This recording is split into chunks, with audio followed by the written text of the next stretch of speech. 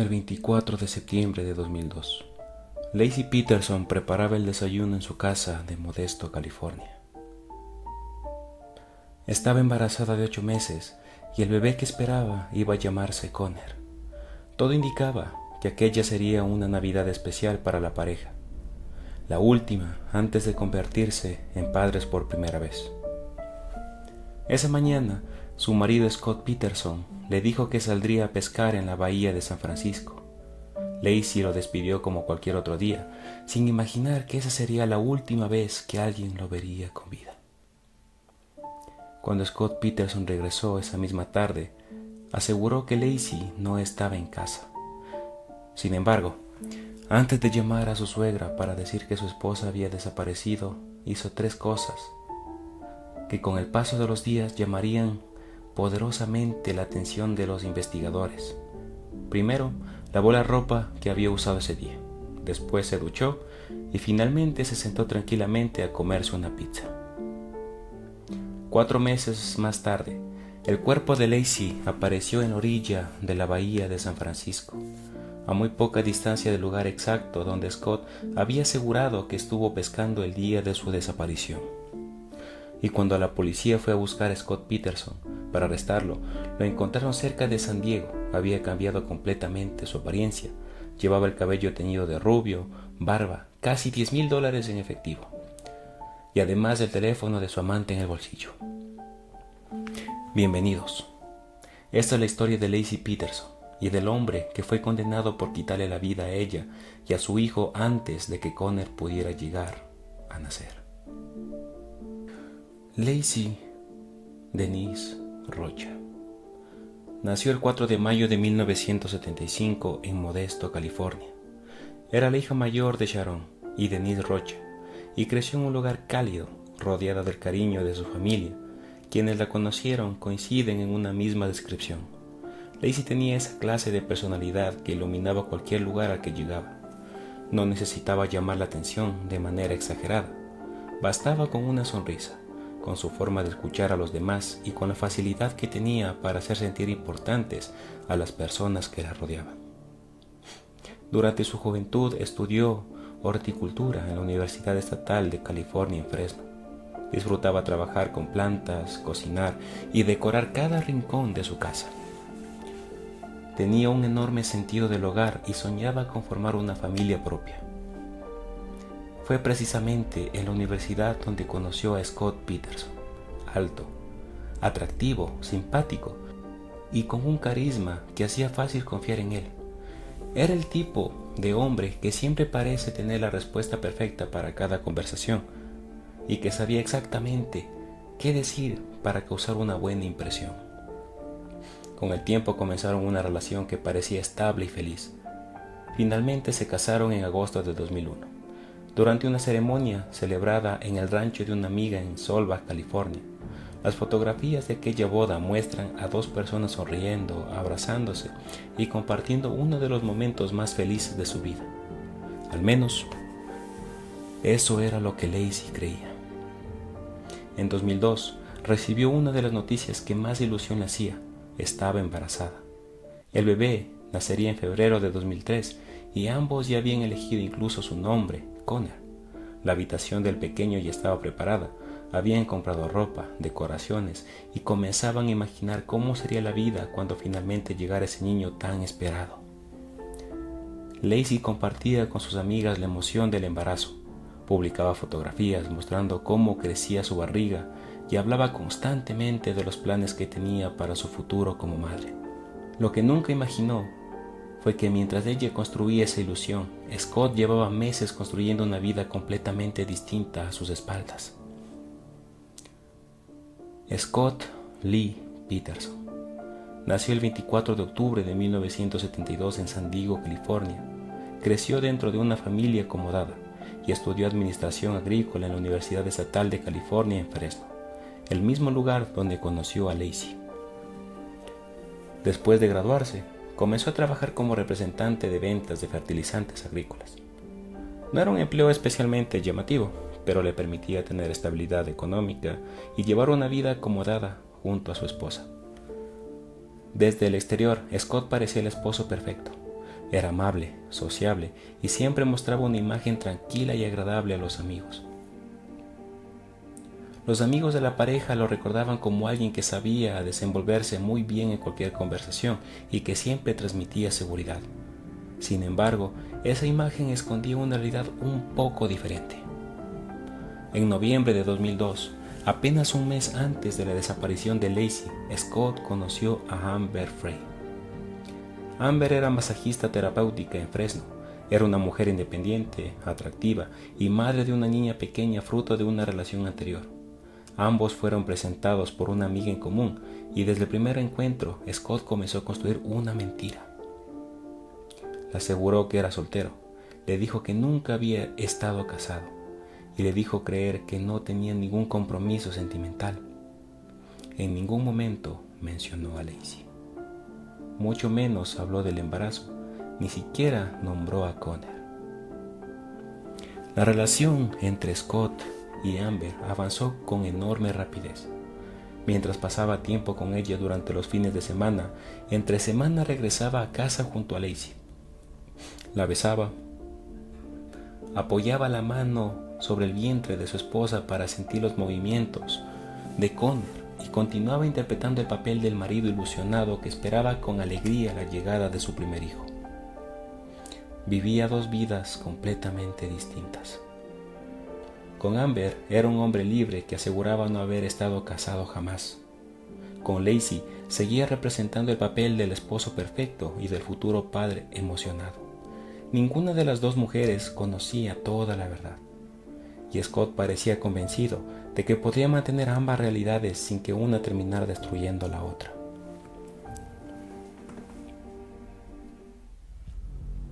La versión de Scott Peterson sobre lo que ocurrió el 24 de diciembre de 2002 prácticamente nunca cambió. Desde el primer momento sostuvo la misma historia ante la policía, la prensa y más tarde durante el juicio. Según él, aquella mañana desayunó con Lacey en su casa de Modesto. Después, mientras ella se preparaba para sacar a pasear al perro y realizar algunos planes que tenía para ese día, él decidió aprovechar la mañana para estrenar un pequeño bote de pesca que había comprado poco tiempo antes. Scott aseguró que a media mañana cargó el bote en remolque de su camioneta y condujo hasta la bahía de Barkley, aproximadamente a 150 kilómetros de Modesto. Dijo que pasó allí varias horas pescando, completamente solo, que al terminar emprendió el regreso a casa. Cuando llegó al atardecer, afirmó que encontró algo que lo llamó inmediatamente la atención. El perro de la familia estaba en el patio trasero, todavía con la correa puesta. La casa estaba vacía y Lacey no aparecía por ninguna parte. Fue entonces cuando, según su relato, comenzó a preocuparse y llamó a su suegra para preguntarle si sabía dónde estaba su esposa. Sin embargo, mientras los investigadores reconstruían aquella tarde minuto por minuto, descubrieron varios detalles que jamás dejaron de llamarles la atención. Antes de avisar a la familia o de pedir ayuda, Scott lavó la ropa que había utilizado durante el día. Después se dio una ducha y finalmente preparó una pizza para cenar. 3 acciones que por sí solas no prueban un crimen, pero que para los investigadores resultaban difíciles de encajar con la reacción esperada de un hombre cuya esposa embarazada de 8 meses supuestamente acababa de desaparecer sin dejar rastro.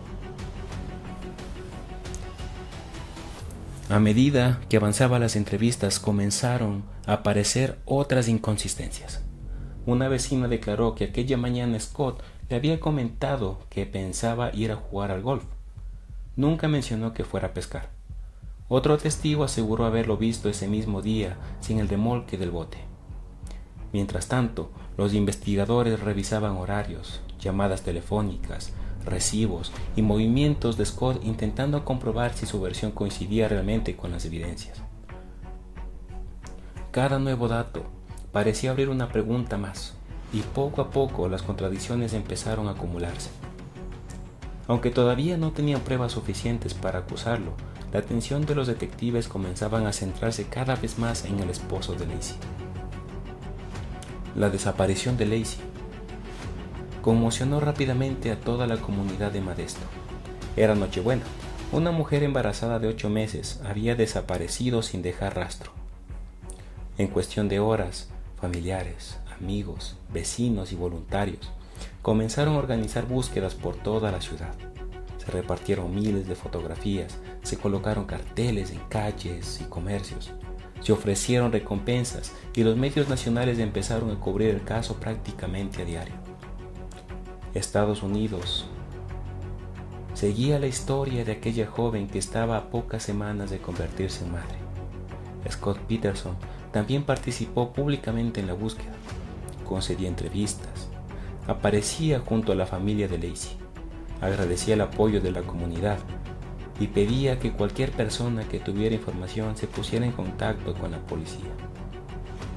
Sin embargo, quienes convivían de cerca con la investigación comenzaron a notar comportamientos que les resulta difíciles de explicar. Muchos describían a Scott como un hombre sorprendentemente tranquilo. No parecía desesperado, no hacía las preguntas que normalmente haría un esposo cuya mujer ha desaparecido. Y según varios investigadores, sus emociones parecían desconectadas de la gravedad de la situación. Aquellas percepciones por sí solas tampoco constituían una prueba, pero contribuían a reforzar las sospechas que ya empezaban a surgir alrededor de él. En enero de 2003 ocurrió un giro completamente inesperado. Una mujer llamada Amber Frey decidió acudir voluntariamente a la policía. Explicó que llevaba varias semanas manteniendo una relación sentimental con Scott Peterson. También contó que él siempre le había dicho que era soltero. Solo cuando la desaparición de Laci apareció constantemente en televisión comenzó a sospechar que algo no cuadraba. Al enfrentarlo, Scott terminó reconociendo que sí estaba casado. Sin embargo, incluso entonces continuó ocultándole gran parte de la verdad. Amber comprendió inmediatamente la gravedad de la situación y tomó una decisión que cambiaría por completo el rumbo de la investigación. Aceptó colaborar con la policía. A partir de ese momento, continuó hablando con Scott exactamente igual que antes, fingiendo que nada había cambiado. Pero cada conversación telefónica era grabada por los investigadores. Durante semanas se reunieron horas de llamadas que mostraban el comportamiento de Scott, mientras todo el país buscaba desesperadamente a su esposa desaparecida. Una de esas grabaciones terminó convirtiéndose en una de las pruebas más comentadas durante el juicio.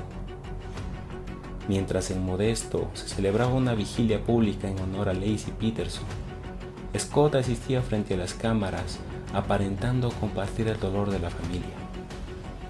Sin embargo, esa misma noche llamó por teléfono a Amber. Y durante la conversación le aseguró que se encontraba de vacaciones en París. No dijo que estaba en California, no mencionó la vigilia, no habló de la búsqueda de su esposa, simplemente construyó otra mentira más.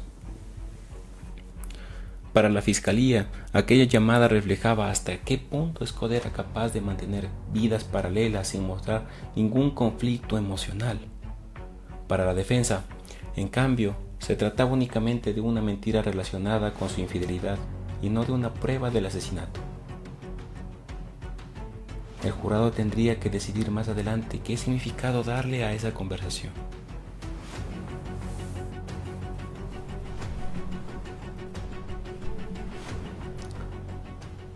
El 13 de abril de 2003, casi 4 meses después de la desaparición de Laci Peterson, un hombre caminaba por la orilla de la bahía de San Francisco cerca de Point Isabel, en Richmond.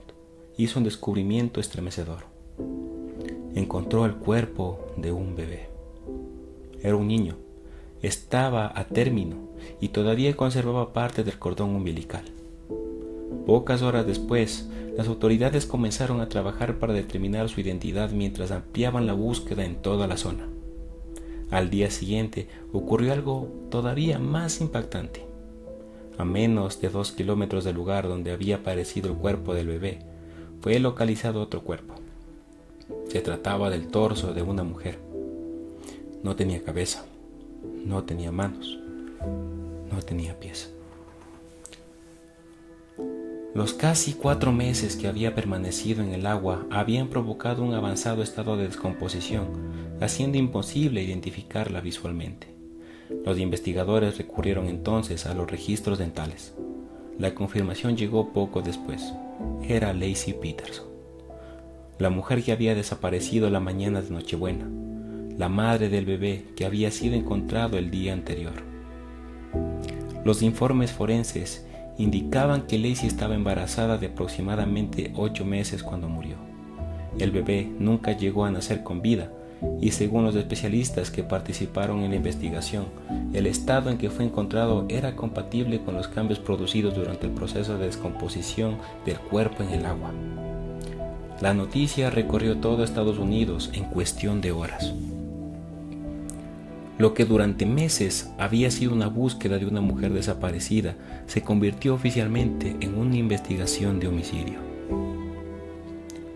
Pero había otro detalle que los investigadores no podían pasar por alto. Los cuerpos aparecieron precisamente en la bahía de San Francisco, en la misma zona donde Scott Peterson había dicho que estuvo pescando el 24 de diciembre de 2002. Aquella coincidencia pasó a convertirse en uno de los elementos centrales de la investigación y posteriormente en el juicio. La Fiscalía sostuvo que ese dato reforzaba de manera importante el conjunto de evidencias circunstanciales reunidas contra Scott. La defensa, por su parte, argumentó que la ubicación de los cuerpos no demostraba por sí sola quién era el responsable y que podía existir otras explicaciones. Con los cuerpos ya identificados, la investigación entró en una nueva etapa. La policía decidió que había llegado el momento de detener a Scott Peterson.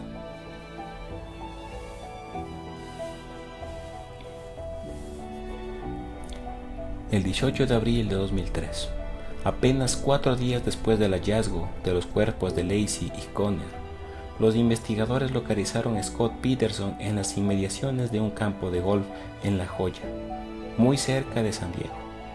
Se encontraba a cientos de kilómetros de Modesto, y su aspecto era diferente al que el país entero había visto durante las semanas anteriores en televisión.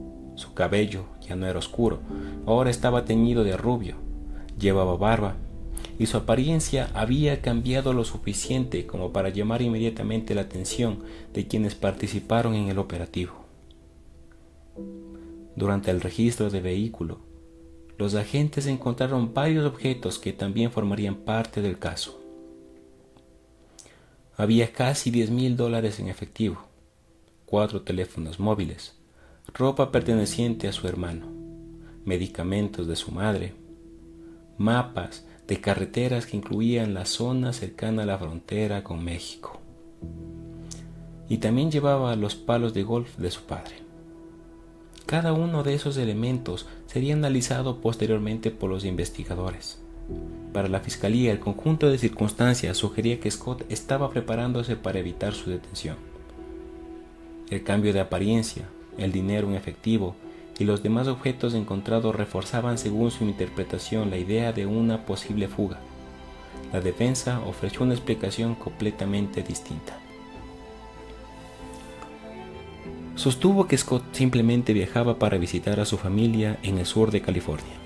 Argumentó que el dinero era para gastos personales, que el cambio de apariencia no tenía relación con el caso y que nunca existió un intento real de escapar.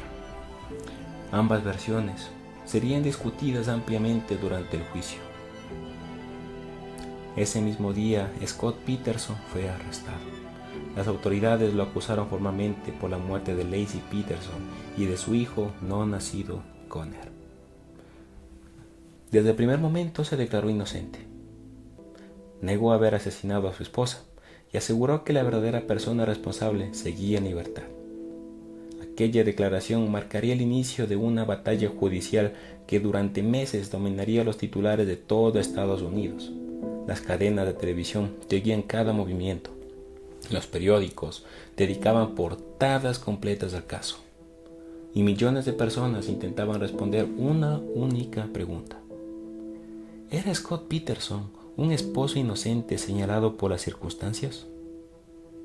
¿O era el responsable de uno de los asesinatos más impactantes de la historia reciente del país? La respuesta comenzaría a definirse cuando ambas partes se enfrentaran ante un jurado.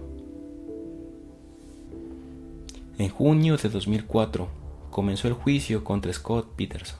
Para entonces, el caso había alcanzado un nivel de atención mediática pocas veces visto en Estados Unidos durante meses.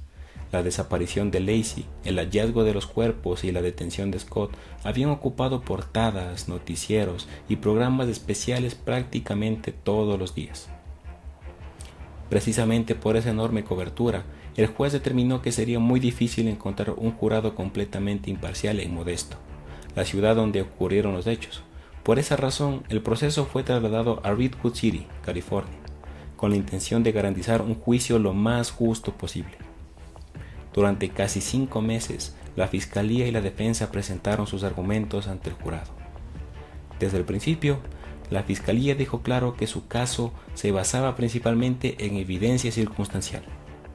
No existía un testigo que hubiera visto el crimen, no se había encontrado un arma homicida, tampoco existía una escena del crimen claramente identificada. Sin embargo, los fiscales sostuvieron que todas las pruebas analizadas en conjunto apuntaban hacia una única conclusión. Presentaron la ubicación donde fueron encontrados los cuerpos, muy cerca del lugar donde Scott dijo haber estado pescando. Recordaron las mentiras que le había contado a Amber Frey sobre su supuesto estado civil. Expusieron las llamadas telefónicas en las que fingía estar de vacaciones en París mientras participaba públicamente en los actos de búsqueda de su esposa. También presentaron las contradicciones detectadas durante la investigación, además de los hechos relacionados con su detención. Para la Fiscalía, ninguna de esas piezas explicaba por sí sola lo ocurrido, pero juntas construían una secuencia de acontecimientos que según su teoría resultaba extremadamente difícil de atribuir a una simple coincidencia.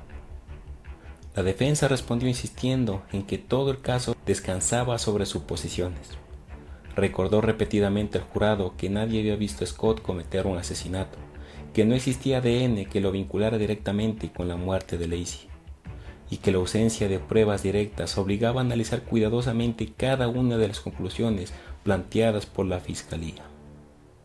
Los abogados sostuvieron que Laci pudo haber sido secuestrada por terceros después de salir de su casa, y que posteriormente su cuerpo habría sido trasladado hasta la bahía. También cuestionaron parte de la investigación policial y defendieron que Scott había sido convertido en el principal sospechoso demasiado pronto.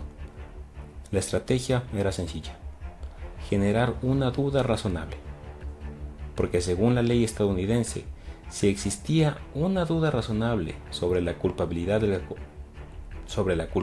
acusado, el jurado debía absolverlo. Uno de los momentos más impactantes del juicio llegó cuando la Fiscalía reprodujo ante el jurado las grabaciones realizadas por Amber Frey. Durante semanas, Amber había colaborado con la policía manteniendo conversaciones telefónicas con Scott, mientras los investigadores registraban cada palabra. En aquellas llamadas, Scott hablaba con absoluta naturalidad. Hacía planes, conversaba sobre viajes, coqueteaba y seguía alimentando la mentira que había construido desde el inicio de su relación. Una de las conversaciones llamó especialmente la atención. Mientras toda la comunidad de Modesto participaba en una vigilia dedicada a Laci Peterson, Scott llamó a Amber y le dijo que se encontraba celebrando las fiestas en París. No mencionó la vigilia, no habló de la búsqueda, no dijo que estaba rodeado por familiares y cámaras de televisión. Simplemente continuó interpretando el personaje que había creado para ella. Aquella grabación no demostraba directamente cómo había muerto Laci, pero según varios miembros del jurado, se ofrecía una imagen muy clara de la personalidad de Scott y de la facilidad con la que sostenía mentiras complejas, incluso en medio de una investigación nacional. Años después, algunos jurados explicarían públicamente que esas conversaciones tuvieron un peso importante durante sus deliberaciones, no porque probaran el homicidio de manera directa, sino porque influyeron en la credibilidad que otorgaron a las distintas versiones presentadas durante el juicio. Mientras avanzaban las semanas, tanto la Fiscalía como la defensa llamaron a numerosos testigos, especialistas y peritos. Cada detalle fue analizado. Cada declaración era examinada por ambas partes, y cada jornada aumentaba la expectativa sobre cuál sería finalmente la decisión del jurado. Después de escuchar durante meses todas las pruebas y argumentos, llegó el momento de deliberar. El 12 de noviembre de 2004, después de varios días de deliberaciones, el jurado regresó finalmente a la sala. Todos los presentes guardaron silencio mientras se leía el veredicto. Scott Peterson fue declarado culpable del asesinato en primer grado de Laci Peterson. También fue declarado culpable del asesinato en segundo grado de Conner Peterson. La decisión puso fin a una de las etapas más importantes del proceso judicial, pero todavía faltaba conocer la sentencia. En marzo de 2005, el juez Alfred DeLucci anunció la pena. Siguiendo la recomendación emitida por el jurado durante la fase correspondiente del juicio, Scott Peterson fue condenado a muerte. Tras conocerse la sentencia, fue trasladado al corredor de la muerte de la prisión estatal de San Francisco Quintín, donde permanecería durante varios años mientras continuaban las apelaciones previstas por la legislación estadounidense. Sin embargo, el caso volvió a cambiar muchos años después. En 2020, la Corte Suprema de California anuló la condena a muerte al considerar que existieron errores durante el proceso de selección del jurado relacionados con posibles jurados que se oponían a la pena capital. Es importante señalar que esa decisión no anuló la declaración de culpabilidad. La condena por asesinato permaneció vigente. Lo único que debía resolverse nuevamente era cuál sería la pena correspondiente. Finalmente, en diciembre de 2021, Scott Peterson fue condenado otra vez. En esa decisión recibió una sentencia de cadena perpetua, sin posibilidad de libertad condicional. Eso significa que, de acuerdo con la sentencia actualmente vigente, permanecerá en prisión durante el resto de su vida. El debate jurídico sobre el caso, sin embargo, todavía no había terminado. En los años siguientes, surgirían nuevos intentos para revisar nuevamente la condena. Después de casi 2 décadas de apelaciones, audiencias y procesamientos judiciales, la familia de Laci Peterson volvió a enfrentarse cara a cara con Scott Peterson. Durante la audiencia de nueva sentencia celebrada en 2021, habían pasado muchos años desde aquella mañana de Nochebuena. Pero para Sharon Rocha, la madre de Laci, el tiempo nunca logró borrar el vacío que dejó la pérdida de su hija y de su nieto. Cuando llegó el momento de dirigirse al tribunal, toda la sala guardó silencio. No levantó la voz, no habló con rabia, lo hizo con la serenidad de una madre que llevaba casi 20 años conviviendo con un dolor imposible de describir. Miró a Scott Peterson y le dijo que nunca había querido asumir la responsabilidad de ser padre, que en su opinión había elegido el camino más cobarde posible. Entonces pronunció una de las palabras que terminarían recorriendo los medios de comunicación de todo el mundo. Dijo que Conner ya tendría 18 años, que hacía apenas unos meses Scott habría dejado de pagar manutención infantil y ya no tendría que preocuparse por las responsabilidades de criar a un hijo. Aquella reflexión no hablaba únicamente del pasado, recordaba todo el futuro que les había sido arrebatado. Sharon cerró su intervención con una frase que muchos consideran el momento más duro de toda la audiencia. Dijo: 2 cosas nunca cambiarán. Laci y Conner siempre estarán muertos, y tú siempre serás su asesino. Durante toda la intervención, Scott permaneció en silencio. No respondió, no pidió perdón, no expresó arrepentimiento. Finalmente escuchó la declaración sin decir una sola palabra. Aunque fue condenado por el asesinato de Laci y Conner, Scott Peterson nunca ha reconocido su culpabilidad. Desde prisión, ha sostenido durante años que fue condenado injustamente y que las pruebas presentadas durante el juicio no demostraban de forma directa que él hubiera cometido los crímenes. Su defensa ha continuado presentando distintos recursos legales intentando obtener una revisión del caso. En 2024 ocurrió un nuevo giro.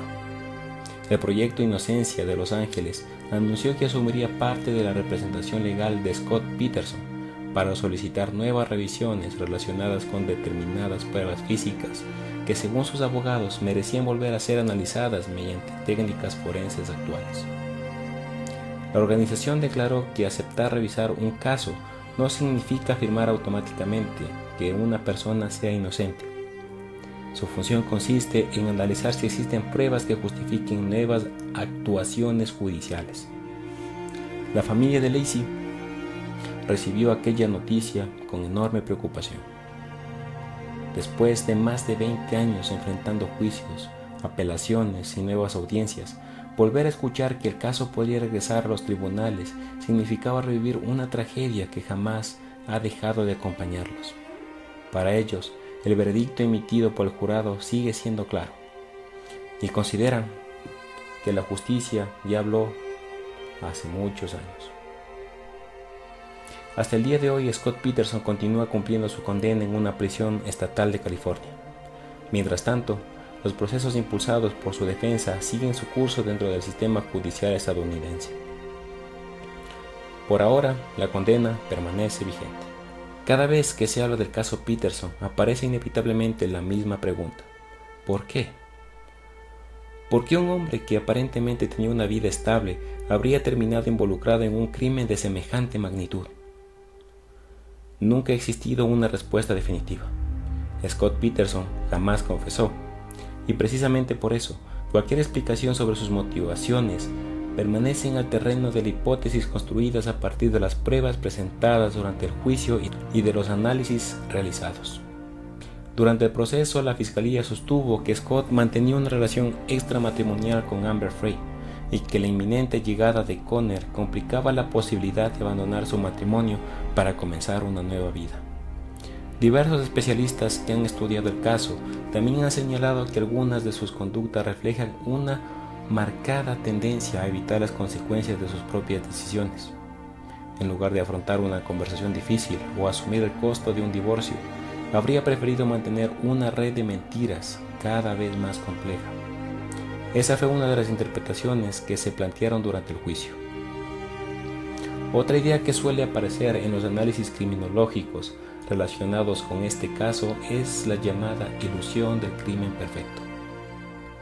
La creencia de que una persona puede planificar cuidadosamente cada detalle, eliminar todas las evidencias y controlar por completo el resultado. Los investigadores sostuvieron que Scott subestimó la enorme cantidad de pequeños detalles que, analizados de forma conjunta, terminarían teniendo un peso decisivo durante el juicio. En muchas investigaciones criminales no existe una única prueba definitiva. Lo que existe es un conjunto de piezas que al unirse forman una imagen mucho más amplia. Y esa fue precisamente la base sobre lo que la fiscalía construyó su caso. Laci Peterson tenía apenas 27 años. Estaba a pocas semanas de convertirse en madre. Había preparado la habitación de su hijo, había imaginado su primera Navidad en familia y tenía toda una vida por delante.